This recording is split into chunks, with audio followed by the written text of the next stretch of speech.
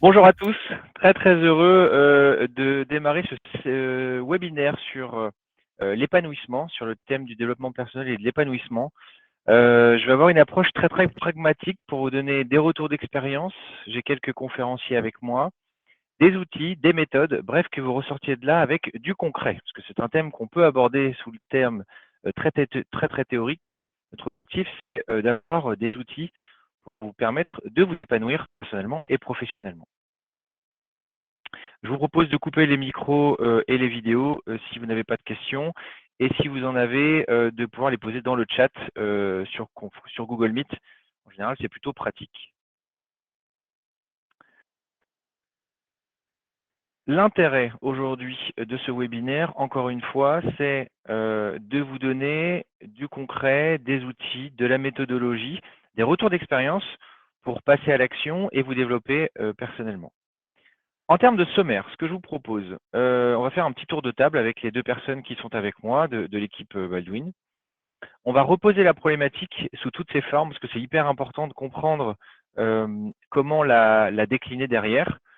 Je vais vous donner quelques éléments théoriques et historiques sur ce qui est le développement personnel et l'épanouissement.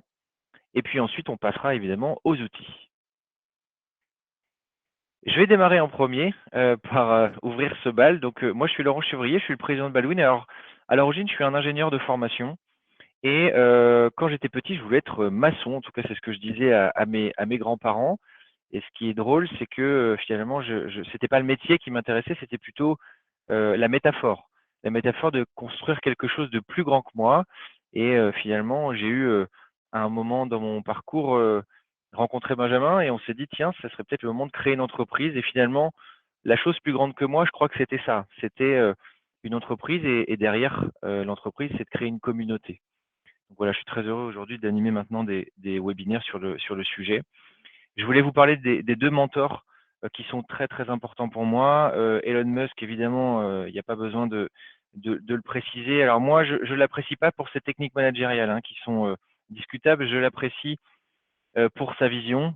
Quelqu'un qui vous dit il y a quelques années, on va aller sur Mars, ça paraissait complètement fou. Et le truc, c'est qu'il montre quand même des jalons qu'il respecte, qui lui permettent de croire que effectivement un jour l'homme ira sur Mars. Donc j'apprécie le visionnaire. À côté de ça, je voulais parler de l'abbé Pierre, Henri Grouès, de son vrai nom, qui est le fondateur d'Emmaüs. Et en fait, c'est une personne qui m'a beaucoup inspiré, puisqu'il a été, peu de gens le savent, mais il a été prêtre, il a été député, avant de créer en fait la fondation Emmaüs. Et c'est cette personne-là qui m'a inspiré, moi, pour créer la fondation Baldwin, en même temps que Baldwin. Je passe la main à Thibaut.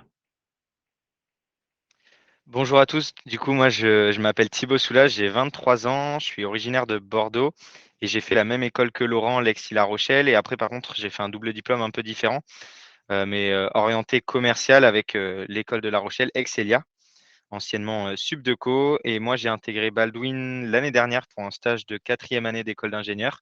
Et je suis revenu cette année pour un stage de fin d'études. Et maintenant, je suis embauché dans l'entreprise. Et donc, moi, je m'occupe de développer notre agence sur Bordeaux. Mes deux mentors, ça va être Elon Musk comme Laurent, un petit peu pour des raisons un petit peu peut-être différentes, mais moi, c'est parce que c'est déjà un entrepreneur, que c'est quelqu'un qui prend des risques, il sort vraiment de sa zone de confort et c'est également un visionnaire sur tout ce qu'il a pu entreprendre. Et aussi Kylian Mbappé, alors lui, je pense que vous le connaissez aussi. Pourquoi? C'est parce que c'est un sportif qui a mon âge, mais surtout qui a connu une énorme progression depuis qu'il a commencé au haut niveau, dû à un travail acharné. Et en fait, malgré le fait qu'il soit sous les projecteurs, il garde quand même la tête sur les épaules et il arrive à continuer à travailler sur sa progression. Et je laisse la parole à Damien pour se présenter. Bonjour à tous, moi c'est Damien Hainaut, donc j'ai 25 ans, je suis originaire de Nantes. De base, j'ai une formation ingénieur en génie industriel que j'ai effectuée à l'ECAM à Rennes. Avant d'arriver chez Baldwin, je suis aussi sorti de 3 ans d'alternance en amélioration continue en gestion de projet.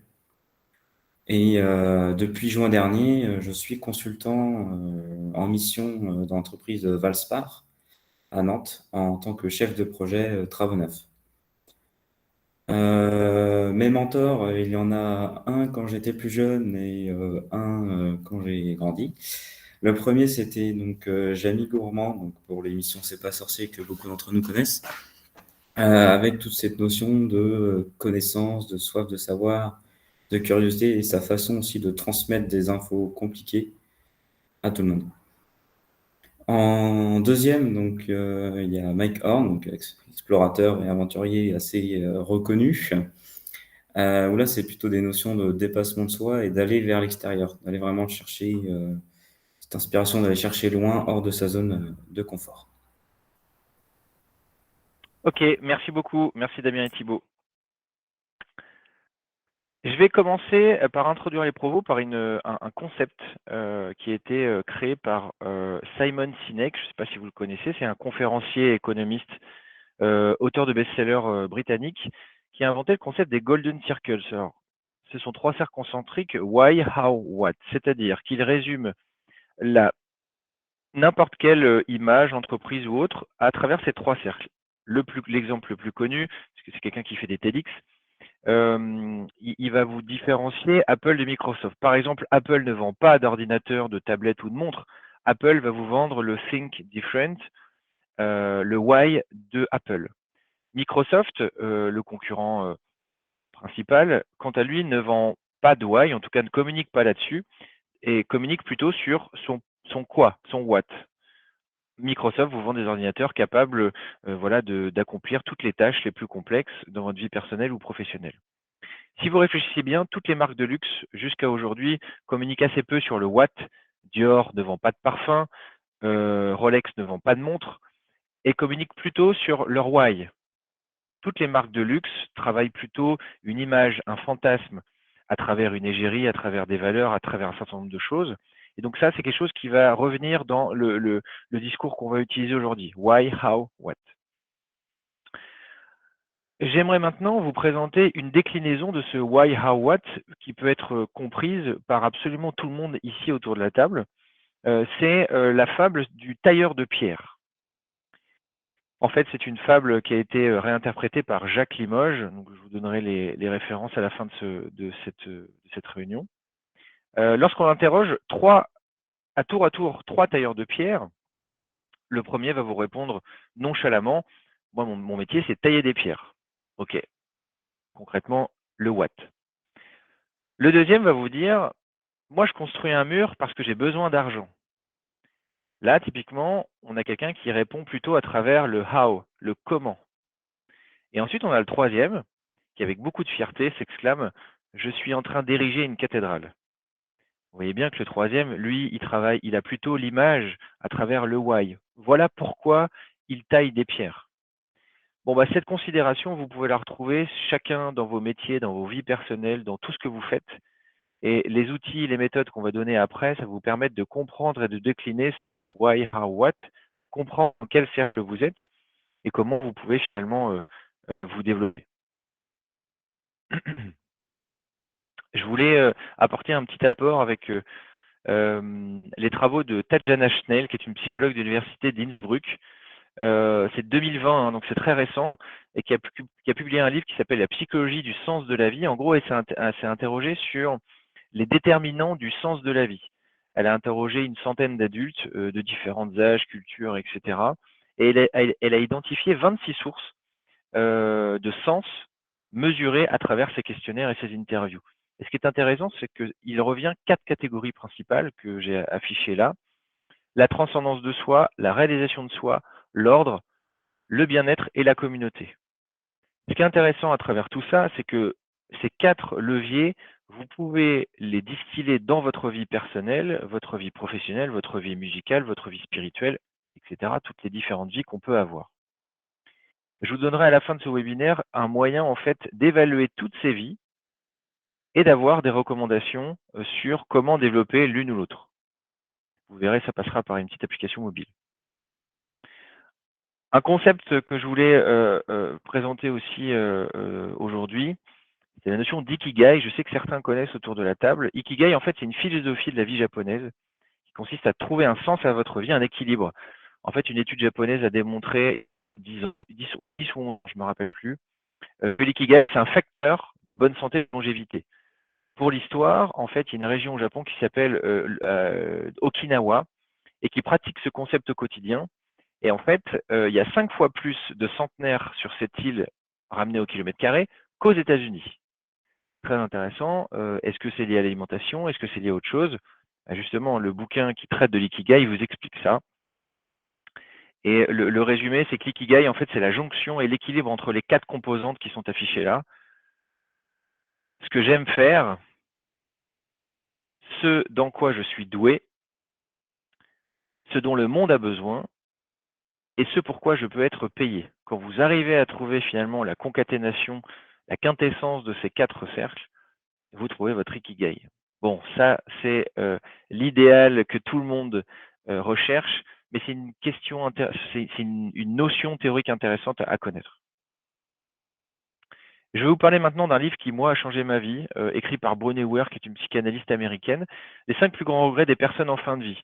Concrètement, c'est une psychanalyste américaine qui va interviewer à peu près 1000 patients sur leur lit de mort. Alors, je précise culture américaine, hein, donc il peut y avoir des différences avec des cultures européennes ou asiatiques, par exemple, mais ça donne quand même quelques éléments. Et dans son livre, en fait, elle fait le top 5 des regrets des gens, tout simplement.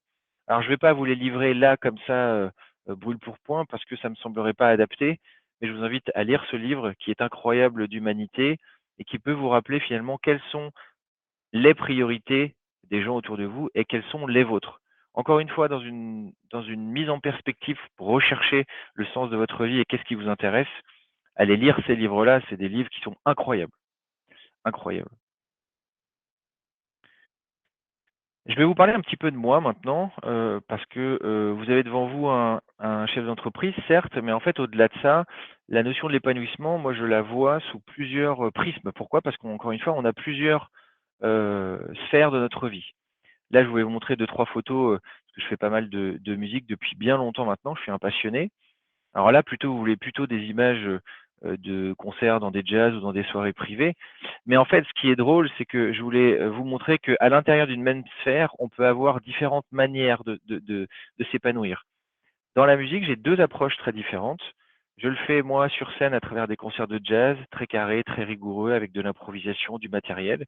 Mais je le fais aussi dans un autre format, en studio, où là, ça n'a absolument rien à voir parce que je produis des albums de métal et de black metal. Donc, vous voyez que c'est 2 approches différentes. C'est 2 travails de composition et d'approche de la musique qui sont différents. Mon message à travers ça, c'est que l'épanouissement se traite dans toutes les sphères de votre vie. Ça peut être le sport, ça peut être la musique, ça peut être la poterie, ça peut être la lecture, peu importe. En fait, l'important, c'est d'explorer les différentes sphères de votre vie. C'est le sens de mon message. J'ai peu de temps à titre personnel, évidemment, avec la vie d'entrepreneur. N'empêche que ça m'a quand même permis de pouvoir prendre un peu de temps le week-end ou le soir pour pouvoir réaliser les albums que je vous ai présentés là. Et en bas à droite, c'est une affiche de film que j'ai autoproduit de 45 minutes. En partant d'absolument zéro, je ne savais même pas me servir d'un appareil photo, ni de comment composer une image ou un film, ni de faire un scénario. Et ça m'a amusé d'apprendre.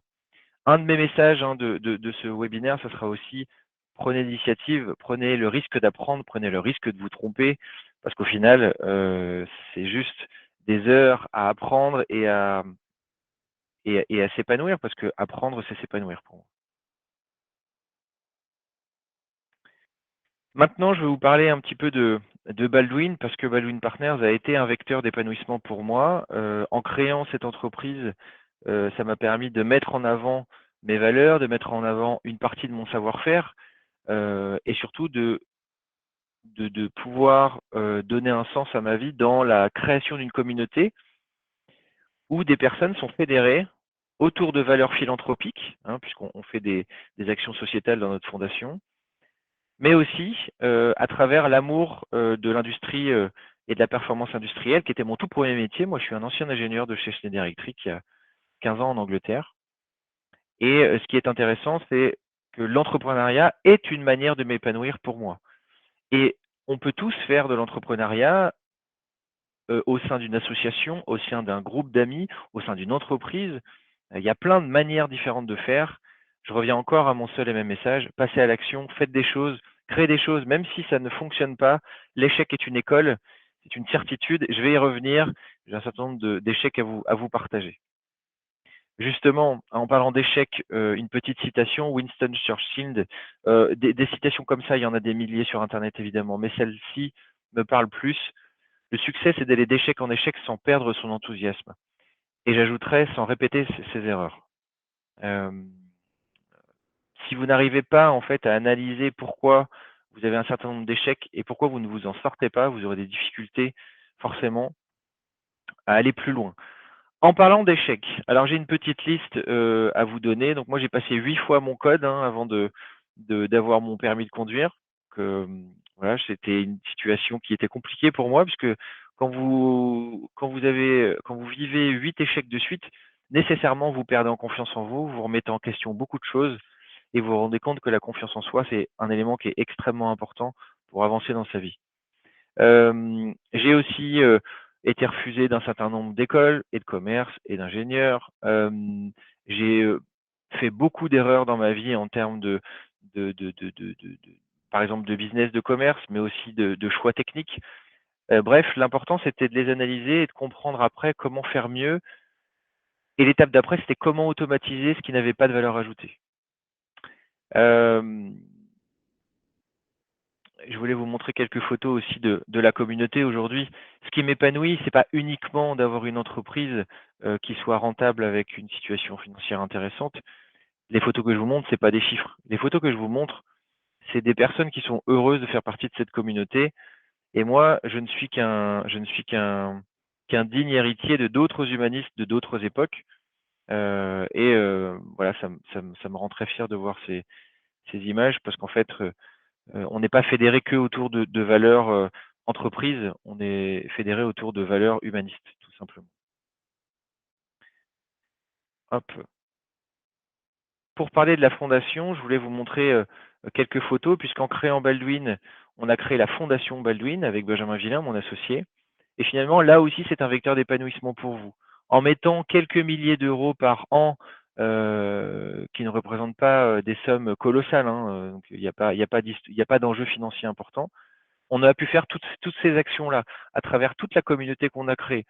On a couru contre le cancer, on a fait des concerts pour des EHPAD, pour des gens qui ont Alzheimer, pour des hôpitaux, pour des jeunes enfants handicapés.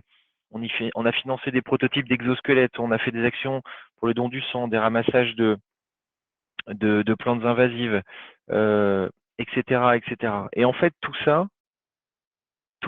c'est la somme pour moi de valeurs partagées de toute notre communauté. C'est une véritable fierté et c'est forcément vecteur d'épanouissement pour moi en tant que co-créateur au départ.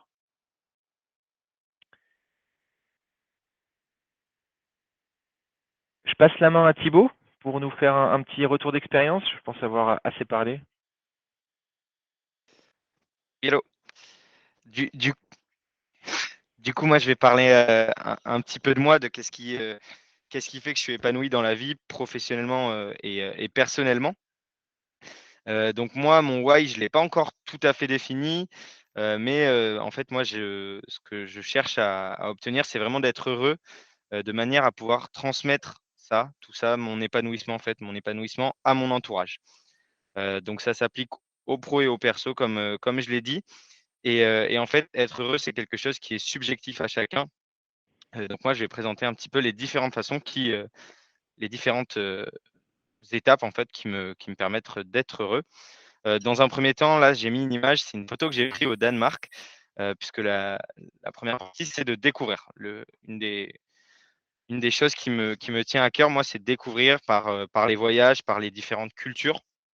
Donc, le fait de pouvoir en fait éveiller tout simplement ma curiosité. Donc, j'ai fait pas mal de voyages dans ma vie. Je compte encore en faire beaucoup et je compte même faire un tour du monde sur un an avant mes 30 ans. Et ça permet de découvrir de nouvelles cultures, de partager des différents modes de vie et également de m'enrichir. Une deuxième partie, si Laurent, tu peux changer de slide, c'est de partager à travers des discussions avec des amis, de faire des week-ends, de faire des activités également. En fait, j'ai beaucoup de mal avec la solitude. J'ai toujours le besoin, je ressens toujours le besoin de partager, d'échanger et également de pouvoir écouter mon entourage. Et voilà. Donc ça passe par mon perso en organisant, je passe tous mes week-ends avec mes amis. Ça fait 8 mois que je suis sur Nantes, ça fait seulement 8 week-ends que j'ai passé sur Nantes en 8 mois, donc je bouge beaucoup. Et c'est quelque chose que je retrouve aussi sur la partie professionnelle avec toute la communauté Baldwin, avec l'organisation d'événements. J'essaye de participer à un maximum aussi d'événements liés à Baldwin et ça me permet de partager avec les collaborateurs de Baldwin. Et une dernière partie, là, ça va être le dépassement de soi qui m'apporte cet épanouissement à travers différentes choses, notamment plus particulièrement le sport. J'ai pratiqué du foot depuis que je suis tout petit, toujours en compétition.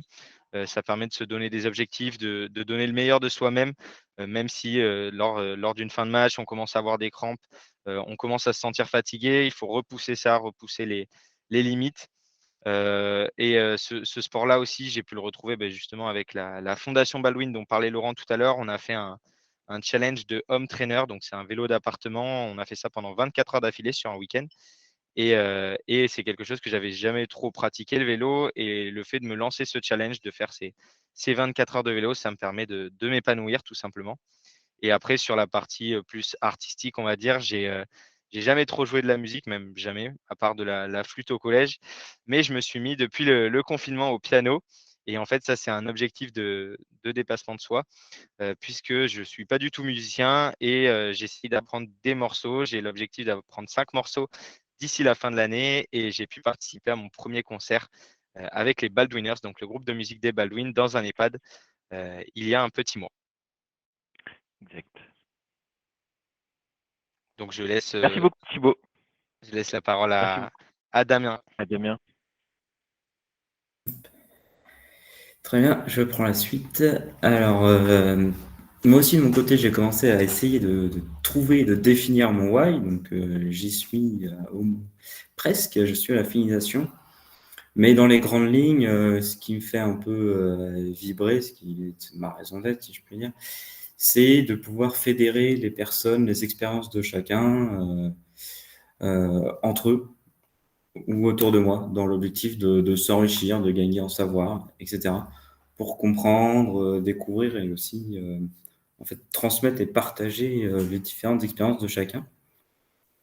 Parce que je trouve que les autres sont importants pour se développer soi, avec le partage qu'on a les uns les autres, puisqu'on ne vit pas seul, on est vraiment dans un ensemble.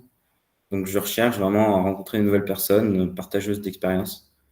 Et pour cela, je cherche à m'intégrer à des communautés, à des ensembles, à un cadre pour rencontrer de nouvelles personnes, et partager. Donc, par exemple, au niveau pro, j'ai choisi de m'orienter aussi, d'un, pour ma carrière et deux, pour mon côté personnel, dans une entreprise de conseil, donc chez Baldwin, en l'occurrence, pour avoir un maximum d'expérience, mais également développer un réseau, mais rencontrer d'autres personnes. Donc, ressortir des personnalités autour de moi, des enrichissements, des expériences, des parcours de vie différents. À cela, j'ai associé aussi on va dire, les associations. Donc, on peut reprendre, actuellement, je fais du sport en club, donc dans un club de volley, où on rencontre d'autres personnes et aussi des corps de métiers différents, des expériences différentes, alors qu'on est tous là pour la même cause, pour le dépassement, en essayant de gagner les matchs aussi, comme on essaie. Également, la Fondation Baldwin a été assez importante pour moi quand j'ai pu me sentir engagé dans une cause avec d'autres personnes. Donc quelque chose qui me dépasse, comme le home trainer aussi, j'ai eu l'occasion d'y participer. Donc faire un challenge sportif, se dépasser pour aider d'autres personnes dans le besoin. Il y a aussi apporter une sorte de déconnexion de cultures différentes en participant également à un concert de musique dans un EHPAD, avec d'autres personnes qui débutent et d'autres qui ont de l'expérience. Donc là encore, il y a cette notion d'échange et de partage qui est vraiment passionnante. Et au niveau perso, ce qui m'apporte vraiment, c'est l'aspect voyage, que ce soit pour découvrir des paysages, donc s'émerveiller, c'est toujours important, mais également rencontrer d'autres cultures. d'autres personnes, d'autres expériences, que ce soit dans les bons comme dans les moments les plus difficiles. Donc, j'ai déjà eu l'occasion de faire un tour d'Europe à vocation humanitaire et c'est des choses que je serais prêt à réitérer parce que c'est là qu'on en prend plein les yeux et aussi plein la tête. Et je me sers également beaucoup de... Enfin, je me sers. J'ai l'occasion avec mon entourage de beaucoup développer des retours d'expérience et des opinions. Par exemple, il y a des personnes autour de moi qui m'ont permis d'approfondir beaucoup le sujet pour l'environnement, donc les actions qu'on peut mener au quotidien, la sensibilisation qu'on peut faire autour de soi. Et ça, c'est en s'ouvrant aux autres. Donc, pour continuer et terminer sur le parti, on va dire Watt, donc la slide suivante, la partie Watt, comme a dit Laurent en début de présentation, c'est les actions qu'on peut mettre au quotidien. Donc, il y a, comme j'ai dit précédemment, les associations, mais aussi la communauté. Donc, je participe aussi aux événements donc chez Baldwin. Mais on a aussi un mode qui est le Baldwin Home. On fait du télétravail donc chez Baldwin. Donc là, ça permet d'interagir avec des personnes qu'on ne voit pas quotidiennement, qui ont des façons d'être et des façons de travailler aussi différentes. Il y a donc chez mon client, donc, en pleine mission, donc, de questionner les collègues et de prendre le temps de les découvrir. Alors, on découvre plus ou moins de bonnes choses, mais c'est toujours aussi intéressant de partager. Et au niveau personnel, d'aller chercher de tester des passions ou d'aller plutôt approfondir, comme par exemple les thèmes de l'histoire qui me passionnent et d'autres passions telles que la musique, je ne pensais pas aller aussi loin. Voilà, comme a dit Laurent précédemment, chercher à apprendre. Et dans le futur, donc rester sur la même dynamique, donc aller voir ailleurs, donc, à travers des voyages, ou travailler à l'étranger pour se développer un autre aspect de culture, et continuer à se former et à apprendre.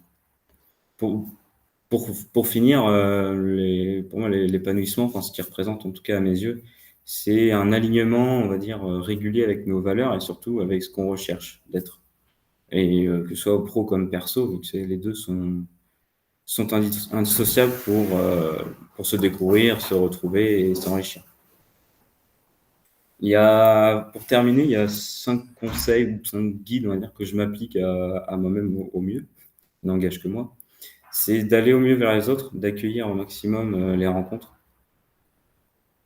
Un deuxième point, c'est d'aller vers l'extérieur, que ce soit donc, les voyages, donc l'extérieur plutôt lointain, mais aussi le sport ou les randos. Passer des moments avec ses proches, comme a pu le citer par exemple Thibaut ou ses connaissances, etc., ou même ses collègues, c'est des moments importants pour aussi sortir du quotidien. Et en quatrième point, il y a un sujet qui m'importe, c'est de faire en sorte de ne pas se sentir contraint. Donc après, ça, c'est tout dépend de soi et aussi des facteurs environnants, mais c'est ce qui permet d'être le plus ouvert et d'être plus épanoui, d'après moi. Et enfin, de prendre du temps pour soi, ses passions et sa remise en question. Je laisse la main à Laurent. Merci. Merci Damien, merci Thibaut. Pour aborder tous ces éléments-là, justement, je vous propose de scanner votre écran. On a mis un petit QR code. Alors, en gros, c'est une application mobile dans laquelle vous allez pouvoir retrouver un certain nombre de choses, des documents à télécharger. Mais surtout, le plus intéressant dans le cadre de ce webinaire-là, c'est le sujet sur j'ai appelé ça le Baldwin Empowerment.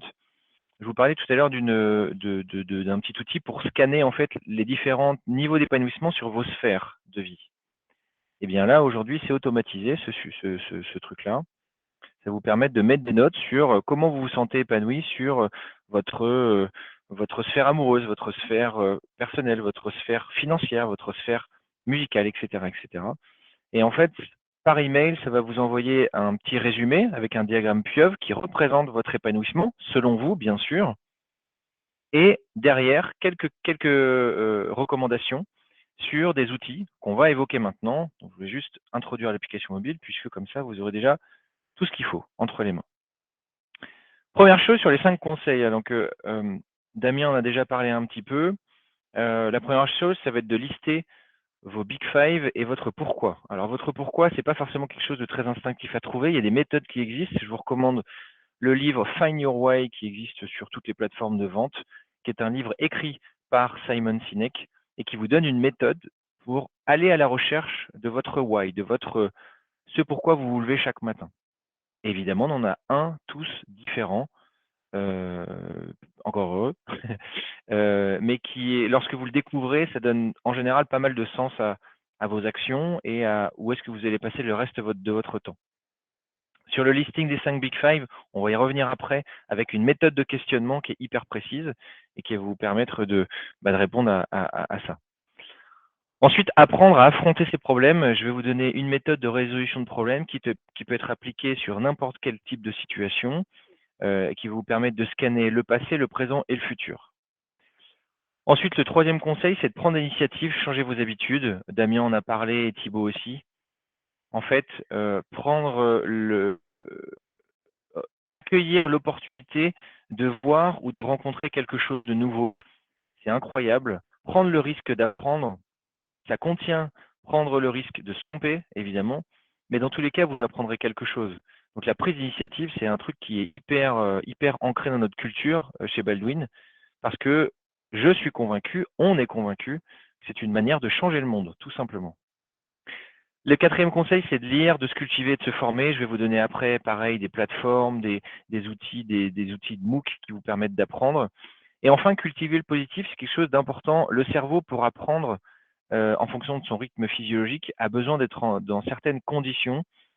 Si vous le conditionnez à recevoir du négatif, des news anxiogènes, par exemple, laisser tourner des news sur la télévision en permanence chez vous, ça ne vous met absolument pas dans une culture du positif. Donc, je vais vous donner pareil des outils ou des ouvrages qui peuvent vous permettre de développer cette culture du positif. Alors, première chose sur le listing de vos 5 Big Five. Voilà des questions. Donc, je vous remettrai à la fin de ce webinaire un petit PDF où vous retrouverez tout ça. C'est des questions à se poser pour savoir qu'est-ce qui est important pour vous. Donc, c'est la notion des 5 Big Five. Pour qu'un safari soit réussi, il faut avoir vu 5 animaux, les 5 Big Five. Et vous, quels sont les 5 objectifs à atteindre qui font que vous pourrez mourir tranquillement accompli? Je ne vais pas dérouler toute la méthode de questionnement, hein, ce n'est pas le moment de le faire maintenant. Mais voilà la méthode qui va vous permettre, en fait, d'aller creuser ça. Qu'est-ce qui est important pour vous? Et de rendre ces critères d'importance smart. Smart, c'est les rendre précis, répondre à la question quand et combien.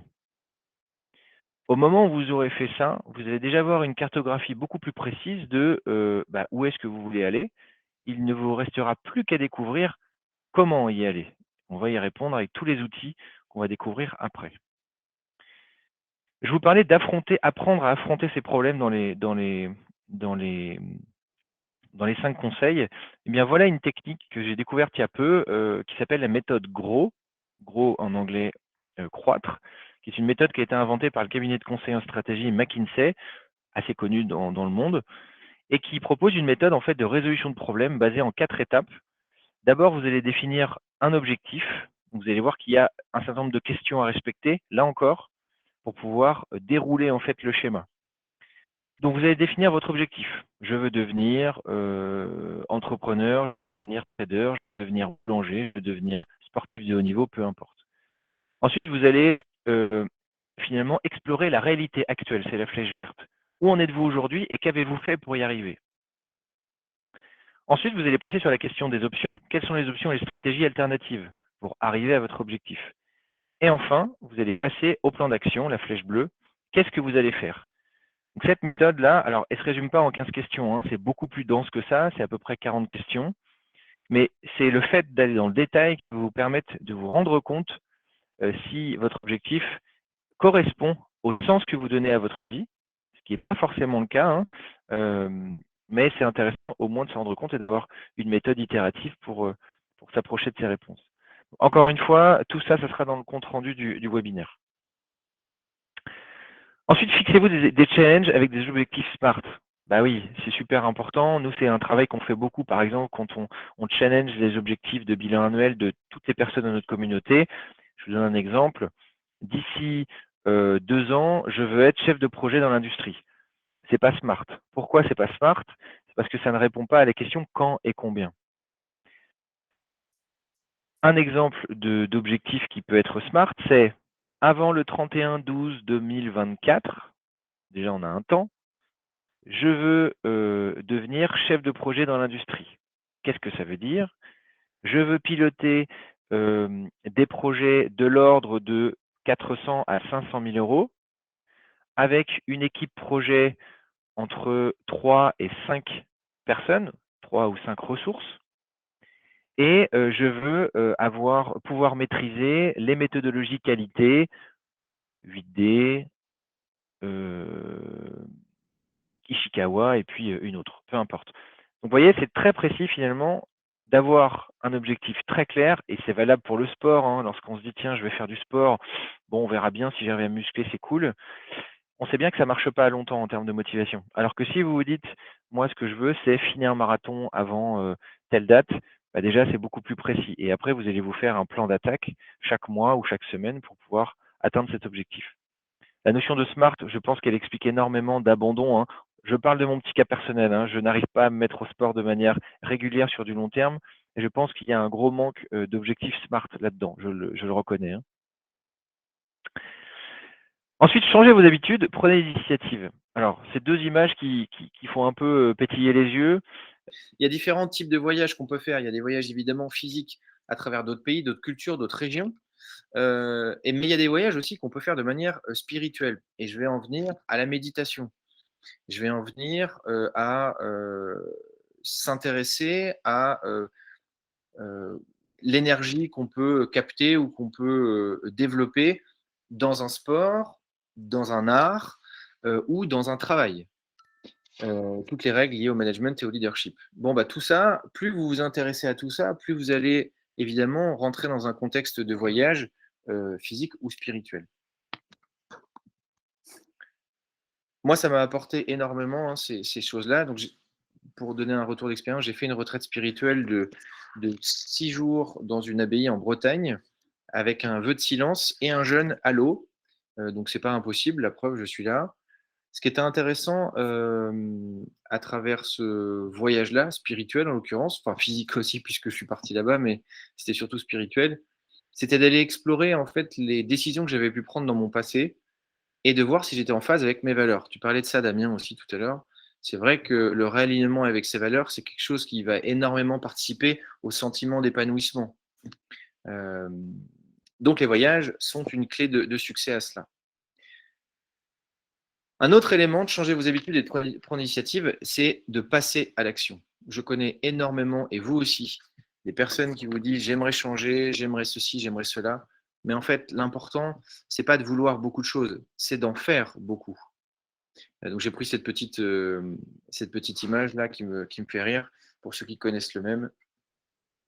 Et pour apprendre et changer vos habitudes, bah aujourd'hui, les sources sont quasiment sans fin. Évidemment, YouTube, je vais vous parler de LinkedIn Learning. C'est beaucoup moins connu, mais en fait, c'est une grande base de données pour apprendre énormément de choses, pas que en informatique, pas que en gestion de projet, tout ça lié à LinkedIn. Je vous invite à aller voir, c'est absolument fantastique. Et aussi des plateformes de MOOC pour apprendre, pareil, beaucoup de choses. Je vais en citer qu'une seule, Open Classroom, parce qu'elle est hyper méga connue. Moi, c'est comme ça que j'ai découvert l'intelligence artificielle, en faisant un MOOC de 10 heures, en l'occurrence, sur Open Classroom. Un autre élément pour changer vos habitudes et prendre l'initiative, je vous recommande la lecture du livre Miracle Morning. Et j'ai découvert récemment qu'ils avaient sorti une émission sur, vous pouvez trouver facilement sur Google. Le Miracle Morning, en fait, c'est une technique pour apprendre chaque matin à se lever un petit peu plus tôt et pour faire des exercices de méditation, d'affirmation, se mettre dans une culture positive, de visualisation, se dire « Ok, aujourd'hui ou cette semaine, je vais faire ça », un petit peu d'exercice physique pour réveiller son corps, de la lecture et de l'écriture. Vous allez vous dire, mais moi, je n'ai pas 4 heures chaque matin pour faire ça. En fait, la clé, ce n'est pas le temps que vous allez y passer. La clé, c'est la répétition et la mise en place de nouvelles habitudes. Donc moi, je l'ai fait pendant un certain temps, et c'est vrai que ça apporte beaucoup de clairvoyance et de calme et de sérénité au quotidien. moi, je vous le donne, hein, mon Miracle Morning à moi, c'était 2 minutes de méditation, c'est très court, 2 minutes d'affirmation où je me répète des phrases positives, 2 minutes de visualisation, voilà ce que je vais faire ce jour ou cette semaine, 2 minutes d'éveil musculaire, donc là c'est plutôt entre yoga et étirement, 2 minutes de lecture, donc là compliqué de se lancer dans des grandes phrases ou dans des grands livres, mais vous pouvez aussi vous lire des phrases de personnes connues qui vous mettent dans une culture positive. Et enfin, 2 minutes d'écriture. En fait, c'était écrire des gratitudes. Je remercie telle personne ou telle chose de m'avoir fait ressentir telle émotion, etc. Le fait de le mettre en fait sur un papier ou un fichier informatique, ça va vous aider en fait à vous mettre dans des conditions de création de choses positives. Miracle Morning, incroyable en termes d'expérience, je recommande. Ensuite, en termes d'inspiration, je vous invite à aller voir des choses. Je vais parler que de TEDx parce que je ne peux pas tout lister aujourd'hui, mais TEDx, en gros, ce sont des conférenciers de personnes qui veulent changer le monde, qui pensent différemment et qui proposent un nouveau modèle au modèle actuel, moderne. Très intéressant parce qu'à peu près tous les thèmes y sont abordés, hein, la santé, l'intellect, les sciences, le jeu, etc. La plupart d'entre nous connaissent, mais pour ceux qui ne connaissent pas, c'est à l'intérieur des TEDx qu'on peut trouver, selon moi, des sujets inspirants, des nouvelles passions et des mentors. Des gens où vous vous êtes dit « Waouh, en 1 heure, ce gars-là m'a retourné et m'a permis de prendre conscience d'un certain nombre de choses. » En termes de lecture et de formation, voilà quelques plateformes en fait, de livres audio sur lesquels vous pouvez vous appuyer. Alors certaines sont payantes, d'autres pas. Cooper, la première, elle va vous permettre d'avoir des résumés de livres audio. Alors, lire un livre, ça prend plusieurs heures. Écouter un livre audio, ça prend entre 5 et 9 heures. Ça dépend un peu des bouquins. Et vous pouvez vous dire, moi, je n'ai pas envie de me lancer dans un bouquin de 9 heures. Et bien, très bien, écoutez le résumé. Un Cooper, ça dure entre 20 et 40 minutes. Et entre 20 et 40 minutes, vous aurez la quintessence d'un livre. C'est un peu comme un teaser, entre guillemets. Toutes les autres plateformes qui y a en dessous, Audible pour la plus connue, qui est un produit Amazon, va vous donner accès à une bibliothèque quasiment sans fin de livres sur tous les sujets de vos passions. La lecture est évidemment, tout le monde le sait, est mère d'épanouissement. Hein, pour n'en citer que deux, le patron de Microsoft et le patron d'Alibaba nous disent dans leurs interviews qu'ils lisent plusieurs livres par semaine parce qu'ils savent que c'est là-dedans que l'innovation naît. C'est là-dedans, dans les livres, ils savent que on peut y retrouver plein de nouvelles notions et apprendre à nouveau et à nouveau. Un petit conseil sur la lecture de livres. Moi, avant, je lisais un livre, je le fermais et j'attendais que par le Saint-Esprit, j'arrive à retenir quelque chose. Malheureusement, ça ne fonctionne pas. Et j'ai découvert ce monsieur, Ebbinghaus, qui est un philosophe allemand, qui a écrit la courbe d'Ebbinghaus. En gros, c'est une règle pour apprendre, tout simplement. Et en me renseignant, cette courbe est très utilisée en médecine. En médecine, vous avez beaucoup de choses à apprendre, c'est très compliqué. Et donc, du coup, forcément, il faut trouver des méthodes pour retenir sur le long terme, sinon vous n'aurez pas évidemment le diplôme de fin. La courbe d'Ebbinghaus, ça vous exprime en fait ce que votre cerveau va retenir. Donc, vous voyez la courbe noire, en fait, au bout de 1 jour ou quelques jours, vous ne gardez quasiment rien d'une information que vous avez apprise à T0. Avec la méthode d'Ebbinghaus, qui est une méthode de rappel, ça va vous permettre d'apprendre sur le long terme. Exemple, quand vous lisez un livre, au lieu de tout oublier le lendemain, première chose, au bout de 10 minutes, vous allez pouvoir relire un passage ou prendre des notes. Au bout d'un jour, vous allez pouvoir relire ces notes, ce qui constitue déjà un deuxième rappel. Au bout d'une semaine, vous allez pouvoir créer un outil de formation ou le réexpliquer à quelqu'un. C'est déjà un autre rappel. Et au bout d'un mois, vous allez pouvoir, par exemple, faire un résumé de votre fiche et de faire une formation à vos collègues, vos amis ou autres. Tout ça, ça vous permet forcément de maintenir votre niveau de mémoire, de mémorisation sur le long terme. Et vous voyez bien grâce au rappel, la flèche verte à droite, c'est absolument colossal. Et c'est une technique qui est très connue en fait pour les métiers où vous devez apprendre en permanence et beaucoup, comme les médecins.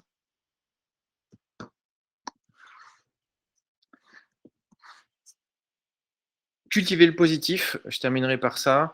Le sport, hein, tout le monde le sait, le sport en fait augmente les capacités cérébrales, augmente la qualité du sommeil, augmente l'estime de soi et la confiance, hein. Je ne vais pas donner toutes les sources, mais il y en a des très connues sur Google sur ce sujet qui prouvent évidemment les bénéfices du sport. Ça augmente les hormones, l'endorphine et la dopamine. Ça augmente l'énergie de manière générale et ça diminue la fatigue et le stress, hein. Qui ne recommanderait pas le sport, évidemment. La méditation, j'en ai parlé tout à l'heure. Dans mon cas, ça m'a apporté beaucoup de sérénité au quotidien et aussi de la clairvoyance. C'est-à-dire que lorsqu'on a des métiers, et j'imagine que c'est tous le cas autour de la table, avec des charges mentales importantes, beaucoup de choses à penser, planifier, anticiper, etc., on peut avoir tendance à avoir un sentiment de j'en ai plein la tête, j'arrive pas à m'organiser. La méditation est une méthode pour se recentrer sur ce qui est important, c'est-à-dire le moment présent, principe de la méditation. Il y a plein de techniques qui existent. Moi, ma recommandation, c'est l'application mobile Petit Bambou. Vous avez 7 leçons gratuites pour juste aborder les débuts de la méditation, pour ceux qui ne connaissent pas. Moi, c'est ce qui m'a permis de découvrir et qui est absolument génial. La bibliographie, je voulais vous mettre là quelques ouvrages, puisque l'heure tourne, il est 14h19. Pareil, tout ça, vous allez vous retrouver dans le petit compte-rendu qu'on va faire aujourd'hui. Et pour aller plus loin, les différentes sources et les livres que j'ai utilisés pour créer ces webinaires. Je vous remets le lien et le petit QR code de l'application mobile dans laquelle vous allez pouvoir aller scanner votre épanouissement aujourd'hui et vous allez pouvoir découvrir quelques clés qui reprennent un peu ce qu'on a dit aujourd'hui. Voilà, merci beaucoup pour votre attention. Je crois qu'il nous reste quelques minutes. On va pouvoir répondre à quelques questions. Merci de préciser le livre pour lister les Big Five. Alors, merci famille Deléel pour la question. Alors, la technique des Big Five, il n'y a pas de livre qui existe sur ce sujet. Ça, c'est plus de la découverte personnelle lorsque on a créé Baldwin. En fait, la méthode de questionnement, elle vous sera fournie en fait à la fin de ce webinaire dans un petit PDF. En gros, vous avez un petit peu moins de 10 questions qui vont vous permettre d'aller creuser en fait sur qu'est-ce qui est important pour vous, sous quelle forme. Et à partir du moment où vous allez appliquer la méthode SMART sur cette méthode Big Five, vous allez vous rendre compte que de ce qui est important pour vous. Je vous donne un exemple. Parce qu'un écueil lorsqu'on liste ces 5 Big Five, c'est de survoler le sujet. Exemple. Tiens, moi, ça m'intéresse à la fin de ma vie de pouvoir me dire j'ai été riche. Pourquoi pas? C'est un Big Five comme un autre. Ça n'est pas assez smart, pas assez précis. C'est-à-dire que se dire je suis riche, ça dépend de qui le dit, ça dépend dans quel contexte et ça dépend sous quelle forme. Donc il faut être beaucoup plus précis. Moi, j'ai fait le calcul à mon sujet de définir à partir de quel seuil je me sentirais riche. Et c'est très personnel, ça dépend des cultures, ça dépend de votre environnement, etc. En tout cas, j'ai cherché un chiffre qui correspondait en fait à ce qui, moi, me permettrait de me sentir riche au quotidien, en travaillant ou en ne pas travaillant, ça c'est encore autre chose, c'est la gestion de patrimoine, mais définir de manière smart, à partir de quelle date et à partir de quel seuil, je me sens riche. Idem sur, j'entends souvent dans les Big Five, je veux avoir une vie épanouie et je veux avoir des amis et de la famille. Précisez combien d'amis fidèles vous voulez, précisez combien d'enfants vous voulez. Ça paraît peut-être utopique parce qu'évidemment, on n'a pas de boule de cristal. C'est pas parce que je dis je veux 7 enfants que j'en aurai 7. Néanmoins, ça vous donne des pistes sur l'importance de quelque chose. Quand vous vous dites je veux une famille nombreuse, je veux 7 enfants, dans votre visualisation de votre vie, vous savez qu'il va falloir dégager du temps pour ça. Alors que si vous vous dites moi les enfants ça ne m'intéresse pas du tout, mon épanouissement il n'est pas là-dedans, bon bah voilà, ce temps-là, entre guillemets, il sera économisé. Ça va vous permettre de gérer justement cet équilibre vie privée, vie pro. J'espère avoir répondu à vos attentes. Merci beaucoup, merci à Thibaut, merci à Damien, et puis je vous souhaite un très bel après-midi.